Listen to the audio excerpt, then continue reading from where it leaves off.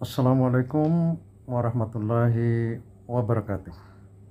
Berikut kita dengarkan ceramah agama oleh Ustaz Dr. Haji Dasat Latif di Kantor Kementerian Desa dan PDTT 2024. Langsung kita dengarkan. Assalamualaikum warahmatullahi wabarakatuh.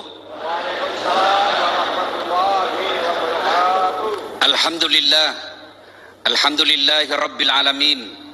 Wabihi nasta'inu ala umurid dunya waddin.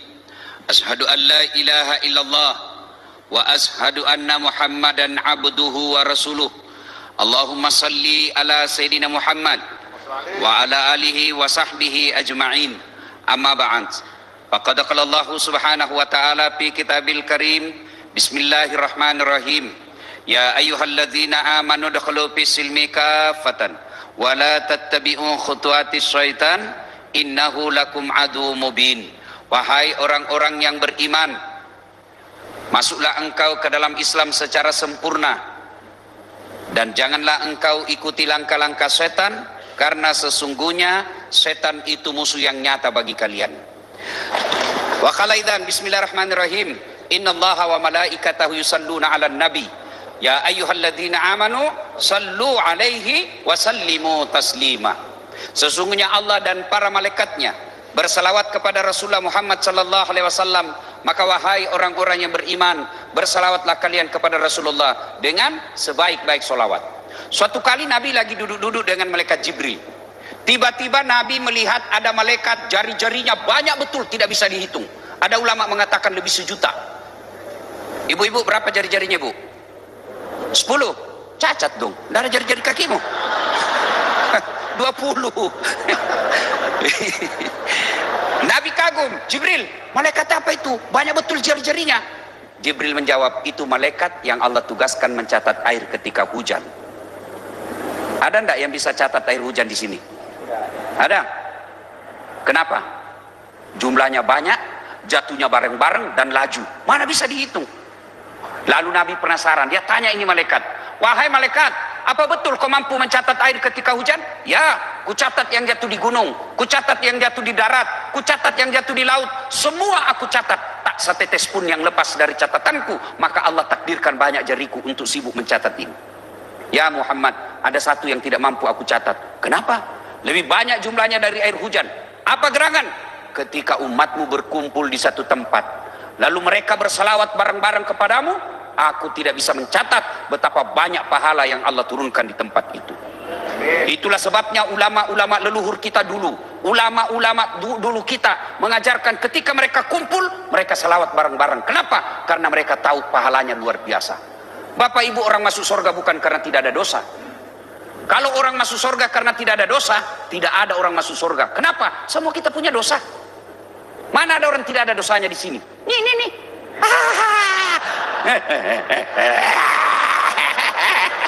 Muka-muka penuh dosa semua kau. Lalu kenapa orang masuk surga? Ditimbang kebaikannya, timbang keburukannya, ternyata timbang punya timbang lebih berat kebaikannya daripada keburukannya, meskipun selisihnya 0,5%. Bukan pemilu ya, bukan pemilu nih, bukan pemilu. Nah, maka ketika duduk seperti ini bersalawatlah, karena itu akan memberatkan timbangan kebaikan. Yang kita hormati Bapak Profesor Dr.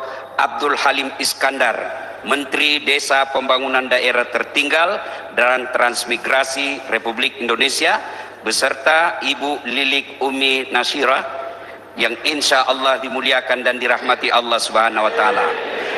Bapak Profesor Dr. Paiman Raharjo, Wakil Menteri Desa PDTT, dan Bapak Taufik Majid, Sekretaris Jenderal Kementerian Desa PDTT, hadirin hadirat yang insya Allah dimuliakan dan rahmati Allah Subhanahu wa Ta'ala. Tema kita ini bagus sekali, membentuk jati diri. Wah, ternyata ada dalam Quran jati diri orang Islam. Jati diri orang Islam itu ada dalam surah Al-Fat ayat 29, di mana Allah berfirman, Bismillahirrahmanirrahim, Muhammad Rasulullah bahwa Muhammad itu adalah utusan Allah. Walladzina ma'ahu, dan orang-orang yang mengaku umatnya Muhammad, mereka yang mengaku Islam, punya karakter dan jati diri. Apa itu? Satu, kata Allah, as-sidda'u alal kufar, tegas terhadap kekafiran. Insya Allah di Kementerian Desa ini tidak ada yang menyembah berhala. Insya Allah tidak ada lagi yang nyembah-nyembah keris. Insya Allah tidak ada lagi yang nyembah-nyembah cincin dan batu. Tapi yang banyak berhalanya berhala abad modern, nyembah-nyembah kekuasaan, nyembah-nyembah jabatan. Gimana caranya? Menjilat.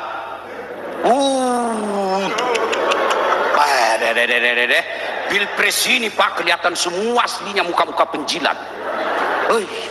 Di kantor seperti ini kalau berkeliaran mentor penjilat, hancur ini kantor Pak. Ketika Nabi Isra dan Mi'raj, tidak semua keburukan-keburukan akhlak yang Allah pertontonkan. Salah satu yang Allah pertontonkan karena itu buruk dan berbahaya bagi umat manusia, penjilat. Nabi melihat ada manusia, badannya manusia, tangannya tangan manusia, kakinya kaki manusia, tapi mukanya ular dan keluar lidahnya menjilat-jilat. Nabi lalu bertanya, ya Jibril, siapa itu? Jibril menjawab, itu umatmu di kantor Kementerian Desa yang suka menjilat. Iya, dia tidak punya skill, tidak punya pendidikan, tidak punya SDM yang baik, tapi mau dapat jabatan, dia datang ke Gus, jilat-jilat. Iya Pak, ini Gus, waduh, sudah betul ini Gus, betul-betul ini. Biar salah, siap-siap, betul ini Pak, betul sudah ini Pak. Gagal sama Gus, masuk ke istri. Karena biasanya istri lebih hebat daripada Pak Menteri. Iya, biasalah itu. Biar Pak Gus sudah setemo tanda tangan, istri tidak setuju, tidak jalan kamu. Memang begitu. Siapa yang goda Nabi Adam? Siapa yang goda Nabi Adam? Siti Hawa. Siapa yang taklukkan Fir'aun ketika mau bunuh? Bisikan istrinya. Istri memang itu luar biasa kekuatannya. Maka biasa saya sarankan pada istri-istri pejabat, jangan ikut campur kekuasaan. Istri boleh menjaga dan mengawasi suami. Caranya telepon, Gus, jabatan sementara. Ingat, gelar Gus jauh lebih mulia daripada gelar menteri. Menteri 5 tahun, paling beruntung 10 tahun, sudah itu wabillahi taufiq wal hidayah. Biar kalau sudah 2 periode mau pasang di sini burung tanda Garuda, dia bilangi kita orang gila sudah ini, kasihan. Iya toh, tapi Gus sampai dikubur pun orang masih menyebut kita Gus. Itu istri yang baik. Dia jaga suaminya, dia periksa suaminya, tapi dia tidak intervensi. Mana intervensi? Termasuk diantaranya tidak boleh periksa HP.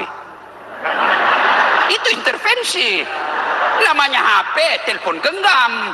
Iya toh, kalau dipegang kita kena serangan jantung Pak. Saya kalau dipegang istri saya, HP saya, rasanya mau cepat sih ambil. Kan ini HP kan namanya telepon genggam. Siapa yang punya yang menggenggam? Kalau istri mau pegang juga namanya telepon rumah. Ya, saudaraku, jangan menjilat. Jangan menyembah kekuasaan. Disitulah bedanya kita orang Islam dengan orang fasik. Bagi kita orang Islam, harga diri tidak bisa dibeli dan tidak bisa ditawar-tawar. Boleh kita lepas jabatan, boleh kita hilang kekuasaan, tapi harga diri kita tidak boleh diinjak-injak. Itu yang namanya punya martabat. Insya Allah di sini tidak ada lagi yang jilat-jilat, tidak ada lagi nyembah-nyembah berhala, yang adalah nyembah kekuasaan. Jadi anggota DPR sampai habis uang miliaran. Itu kan namanya menyembah berhala kekuasaan. Saya tidak salahkan mereka, yang saya salahkan juga rakyat. Rakyat kita juga mau disogok. Begitu orang datang sosialisasi, wane piro, muka-muka serangan fajar semua ini. Karena waktu terbatas. Oke, 1, tegas terhadap orang kafir. Kafir itu adalah kebatilan. 2, ruhama'u bainahum, kasih sayang kepada sesama mereka. Nabi bahkan mengumpamakan umatku itu seperti badan ini. Coba lihat badan kita Pak, Tangan gatal-gatal, tangan kanan gatal tanpa disuruh kiri yang garuk. Tangan kiri yang gatal, kanan yang garuk. Gatal dua-duanya, kerja sama. Begitu mestinya kita di sini kantor. Tidak boleh ada yang merasa lebih hebat dari yang lain. Kalian cleaning service jangan merasa lebih hebat dari menteri. Ya, menteri juga jangan merasa lebih jago daripada pegawai. Kenapa? Karena bapak bisa jadi menteri karena ada pegawainya.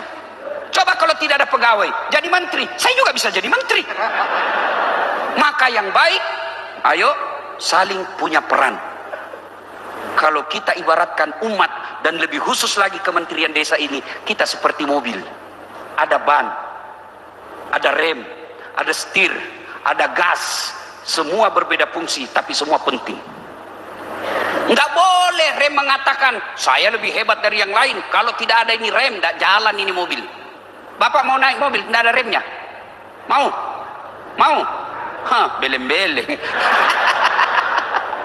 Tersinggung bensin. Kau kira cuma kau rem yang berfungsi? Saya juga tidak bisa jalan mobilmu kalau tidak ada rem, tidak bensin.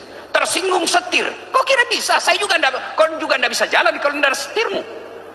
Maka kantor kementerian ini kalau mau hebat, dia ruhama'u bainahum. Kasih sayang kepada sesama mereka. Kalian pegawai yang eselon, kalian pegawai yang kepala bagian, kepala Ka'bah apakah namanya, jangan kau remehkan itu security. Kenapa? Karena kau bisa bekerja dengan baik, mobilmu aman di parkiran. Siapa yang amankan? Sri Kiti.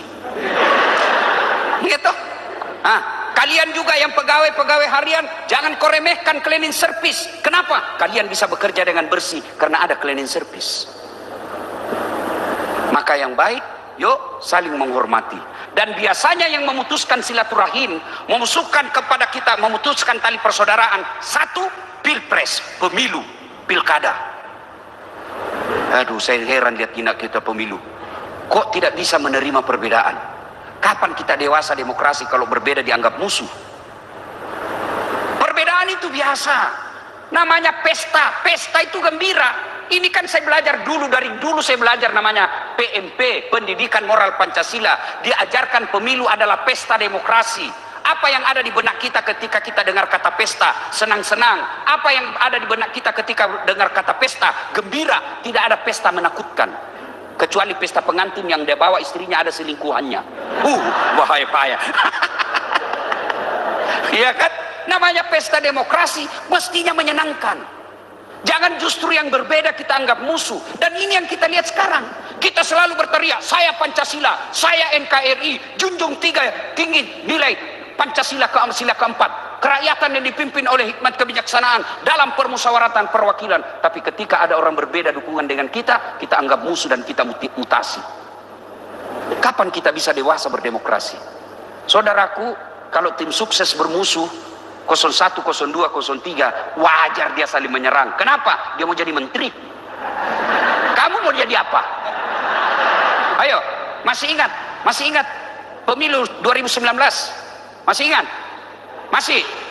Siapa yang bertarung? Prabowo dengan Jokowi. Siapa yang menang? Siapa menterinya? Malah tambah jadi akrab sekarang. Kalian apa kau dapat? Apa kau dapat? Apa namanya kalau bukan beleng-beleng? Sudahlah, selesai. Masuk Ramadan, tidak ada lagi 01, tidak ada lagi 02, tidak ada 03, yang ada 00. Mari kita saling memaafkan.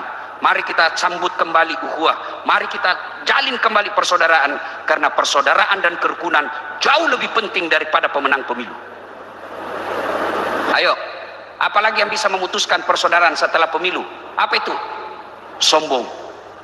Kesombongan pakai barang mahal? Bukan. Kesombongan pakai barang mewah? Belum tentu. Apa itu sombong? Dua syaratnya. Satu, nganggap remeh orang lain. Dua, menolak kebenaran. Itu orang sombong. Dan sombong ini adalah dosa pertama yang dilakukan makhluk kepada Allah.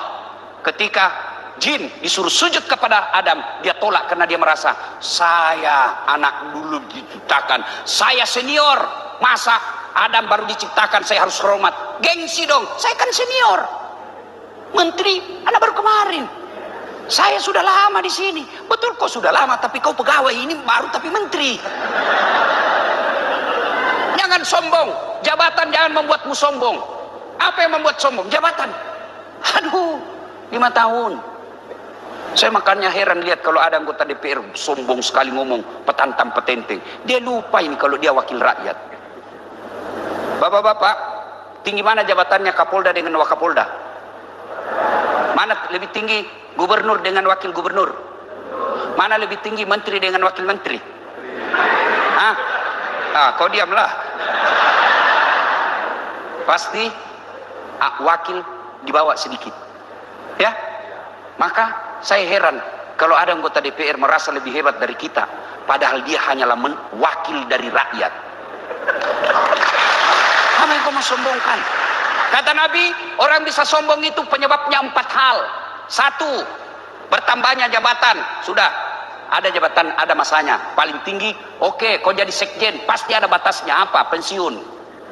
Apalagi bertambahnya harta, ada batasnya. Banyak duitmu tapi kau sombong, Allah tegur. Akhirnya apa? Tidak bisa makan garam, tidak bisa makan gula, tidak bisa makan nasi, tidak bisa makan pedas, tidak bisa makan santan. Apa aja bisa dimakan? Ubi rebus, itu pun yang warna ungu. Duit 10 miliar hanya bisa makan ubi. Jangan sombong. Apalagi yang membuat dia sombong? Kata Nabi, bertambahnya ilmu. Ini para ustadz. Ada ustadz sombong? Ada. Mana ustadz yang mau masuk surga sendiri? Ada kan ustadz baru? Itu yang disebut dirinya kelompok sunnah. Ada kan itu di medsos?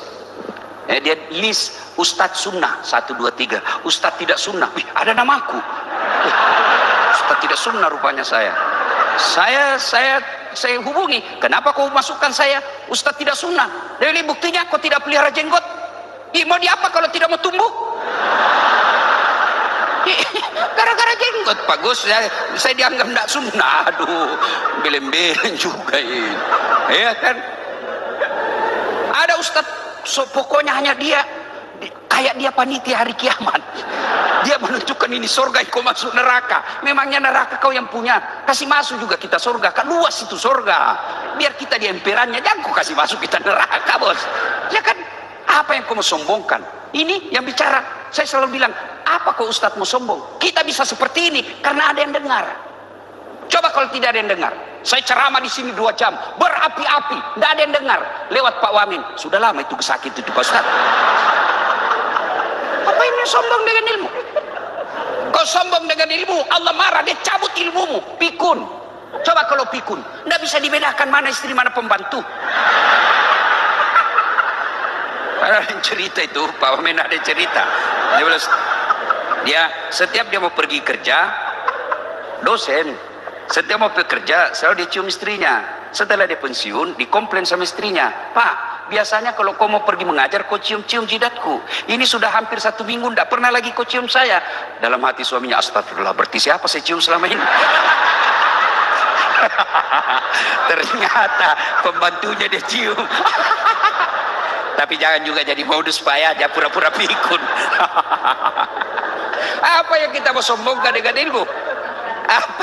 Apa yang kau mau sombongkan dengan ilmu? Allah sampaikan, wa ma utitu minal ilmi illa qalila. Saya tidak kasih kau ilmu kecuali sangat sedikit. Yang keempat, penyebab orang sombong. Apa itu? Bertambahnya popularitas, bertambahnya kecantikan. Ibu-ibu cantik waktu 17 tahun. Balik itu angka 17. Masih cantik 71. Senyum lari cucu dikira mau digigit. Jangan sombong. Adik-adikku sekalian, pejabat sombong, orang kaya sombong, ilmuwan sombong, cantik sombong, temannya setan kata Nabi. Tapi masih wajar. Oh, wajar dia sombong, menteri. Wajar dia sombong, wamen. Wajar dia sombong, kaya. Wajar dia sombong, profesor. Wajar dia sombong, cakep. Tapi temannya setan. Tapi kalau sudah jelek, pengangguran, cuma pegawai honor, gaji tidak jelas, busuk mulutnya, bau keteknya, sombong lagi. Kau bukan temannya setan, kau sudah jadi setan, bos. Apalagi tadi yang memutuskan silaturahim. 1, pemilu. 2, sombong. 3, gibah, cerita kejelekan orang. Mana ada orang mau senang dicerita jeleknya? Tapi kan dia cerita betul, justru betulnya namanya gibah. Kalau salah, fitnah. ayuhibbu ahadukum, kata Allah, sukakah kamu memakan bangkai sesamamu manusia? Dan biasanya tukang gosip ini. Ini.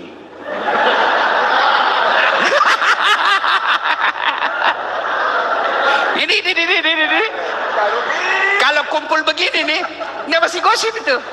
Ada orang masuk dari ruangan, dia lihat itu dari dalam pintu, dari mulai masuk pintu dilihat dari ujung kepala sampai ujung kaki. Dia ada cerita, tapi reaksi mukanya dong. Lawan lagi yang satu. Apa?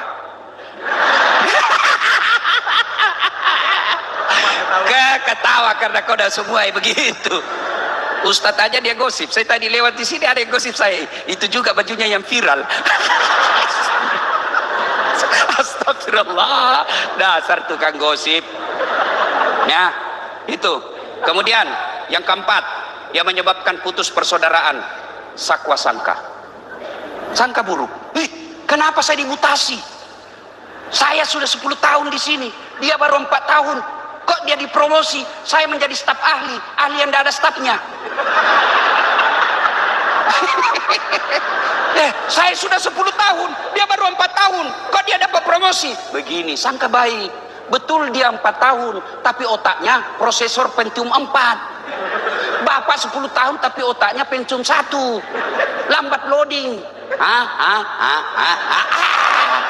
Disuruh sama Pak Sekjen bikin surat ya, besok saya ambil. Siap Pak Sekjen. Sudah jadi? Sudah Pak, tinggal di print. Belum sudah namanya itu.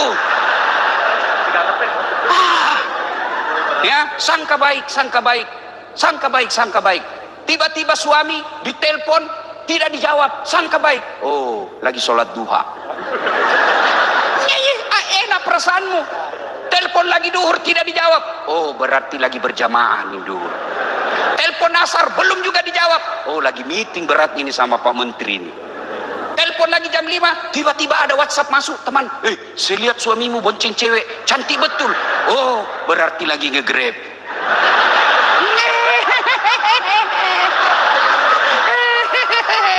Sangka baik. Saya kok dimutasi. Sangka baik. Berarti Pak Menteri ada evaluasi. Barangkali beliau lihat saya terlalu sibuk, Pak Menteri mau saya lebih banyak dengan keluarga. Sangka baik. Orang kalau sangka baik, Pak, tenang perasaan. Saya ini sudah banyak pengalaman hidup, saya selalu sangka baik. 2014 Gus, saya ikut Pilwali Makassar. 10 pasang calon, kalah tidak, cuma yang menang lebih banyak suaranya. Itu namanya sangka baik. Ya kan? Oh, saya tahu Allah mungkin berkata kalau bahasa manusia, ada saat tidak usah jadi pejabat, setengah mati kau hormat. Kau akan diperiksa KPK. Akhirnya saya jadi ustaz. Andai saya jadi pejabat, saya akan dipanggil sama KPK, diperiksa. Andai saja saya pejabat, datang Pak Menteri, siap Pak Menteri. Datang lagi gubernur, siap Pak Gubernur. Datang polisi, siap Pak Polisi. Setengah mati, siap. Karena saya jadi ustaz, saya ceramai KPK. Sangka baik. Di kantor ini kalau kau sangka buruk ada apa-apa mutasi, pasti kau tidak bahagia. Dan akan muncul putus persaudaraan, dan kau rugi tidak dapat jabatan, rugi pula karena besar dosamu. Sangka baik saja. Ya. Kau caleg, kalah. Sangka baik. Berarti Allah mau saya bertarung lagi 5 tahun yang akan datang. Kalau orang sangka baik, Pak, insya Allah hidupnya akan tenang. Termasuk ibu-ibu, sangka baik terus sama suamimu. Kalau kau sangka buruk, kau tidak akan merasakan bahagia rumah tangga. Kalau orang kaya selalu bertengkar sama suaminya, paling tidak dia nikmati jabatan dan kekayaan. Kalau kita sudah ngontrak, pegawai honor, 5 tahun PTT, pegawai tidak tetap, 5 tahun kemudian TTP, tetap tidak pegawai. Bertengkar tiap hari, sangka buruk sama suami, kapan kau nikmati bahagia rumah tangga? Yang anehnya, bertengkar, hamil lagi.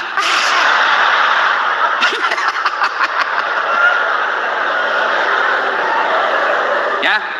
Nah, ini tanda yang kedua. Ruhama'u bainahum, kasih sayang kepada sesama mereka. Yang ketiga, tarahum ruk'an sujadah, kata Allah. Mereka rukuk dan sujud salat 5 waktu. Bapak-bapak saya tanya, Pak,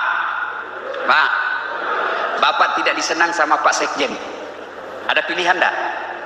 Ada pilihan? Ada. Apa? Pensiun dini. Enggak ada urusan. Lewat Pak Sekjen kita. Enggak ada urusan, dia bukan pimpinan lagi. Ya toh? Bapak dimutasi ke desa yang betul-betul desa terpencil. Ada pilihan? Ada. Minta berhenti. Sedulur-sedulur merantau ke Sulawesi, di Sulawesi tidak nyaman, balik lagi ke Jawa. Mangan orang mangan, yang penting ngumpul. Iya toh? Ibu-ibu, bu, suami cerewet, tidak bertanggung jawab, duitnya dia pegang, kita menderita. Ada pilihan? Ada? Ada. Pulangkan saja aku pada ibuku atau ayahku. Ya ada pilihan. Bapak-bapak, istri suka periksa HP, memeras, gak pernah kita nikmati duit. Mereka habiskan hura-hura, ngomel aja kerjanya terus. Datang orang tua kita tidak dihargai. Ada pilihan? Dua pilihanmu, satu ceraikan, dua tambah jadi dua.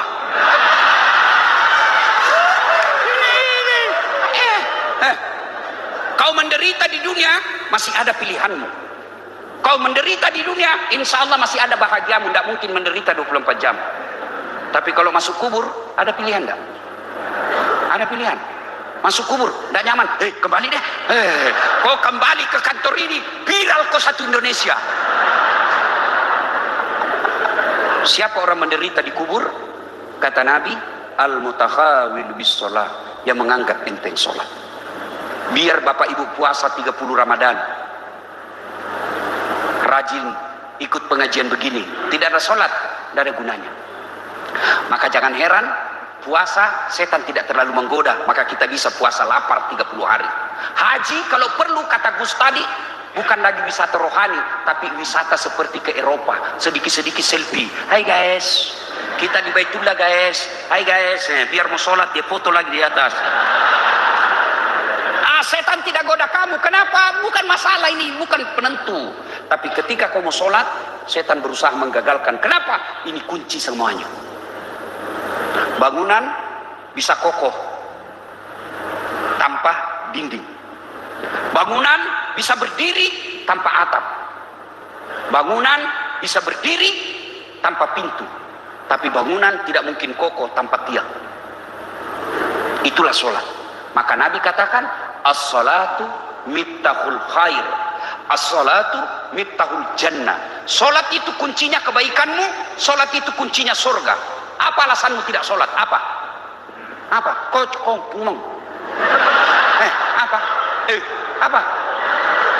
Tidak ada kecuali malas.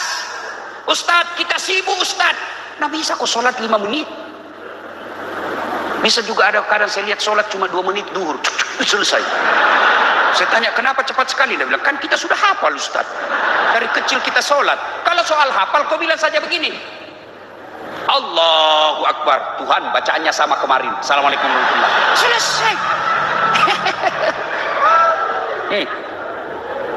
Ustaz lagi sakit Ustaz, ada kala sakitnya Nabi Ayub. Kalau kau sakit, sholat kau dalam keadaan sakit. Saya sariawan Ustaz, kau sholat sariawan aja.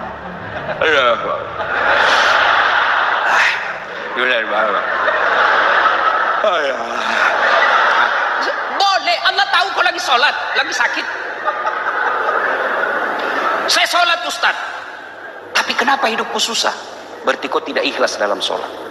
Pak, semua kita punya masalah. Tidak ada manusia yang tidak ada masalahnya. Bapak pikir Pak Menteri tidak ada masalahnya? Sekarang ada masalahnya Pak. Sedikit lagi berganti kabinet.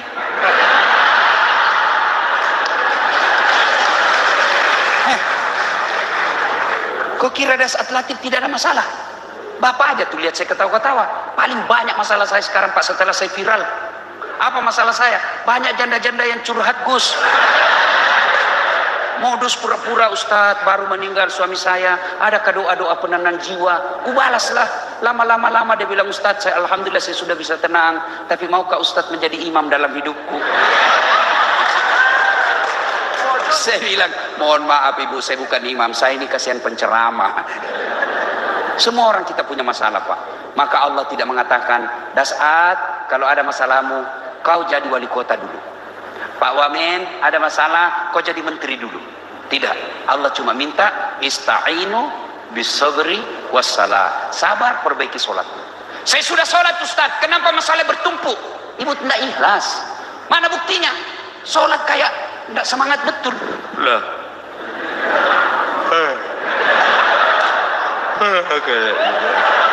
Sholat sambil ngupil. Ada juga Bu Menteri yang tanya saya, Ustaz, boleh tidak sholat tidak pakai BH? Wih, kenapa? Kenapa bisa? Ibu bilang, panas Ustaz, panas. Boleh. Coba ibu pergi ketemu Pak Menteri tidak pakai BH. Dia tempelin kau Bu Lili. Kurang ajar ini. Saya sholat Ustaz, betul kau sholat tapi tidak ikhlas. Ayalah sholat, asar lagi. Barusan kita duhur, kau tidak ikhlas. Maka saudaraku, perbaiki sholat. Itulah tanda keislaman kita. Dan waktu kita bahas soal sholat ini secara lebih detail.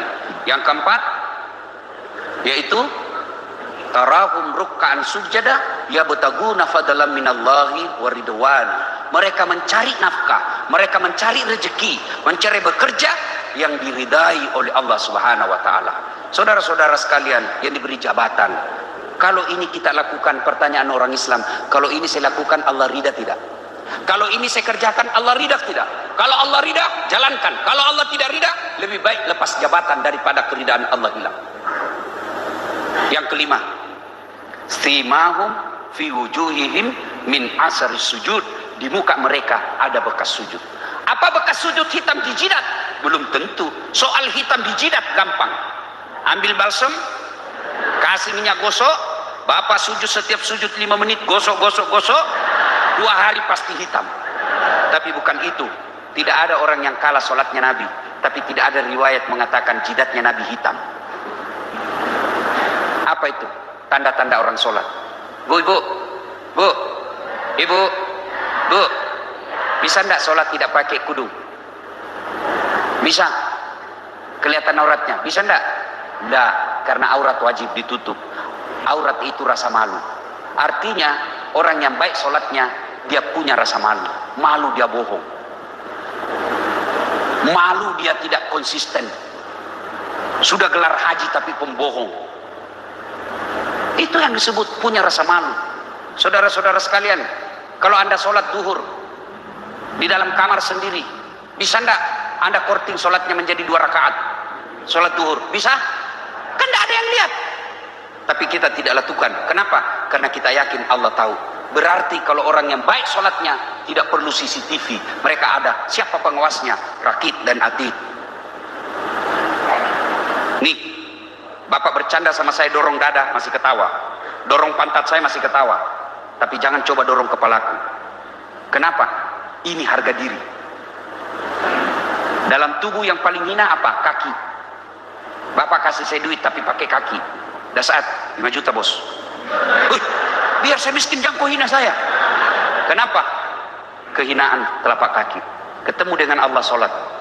Kepalamu yang mulia rendahkan seperti kakimu yang hina serendah-rendahnya. Kenapa? Kau berhadapan dengan yang maha kuasa. Berarti orang yang baik sholatnya tidak ada rasa sombong dalam dirinya.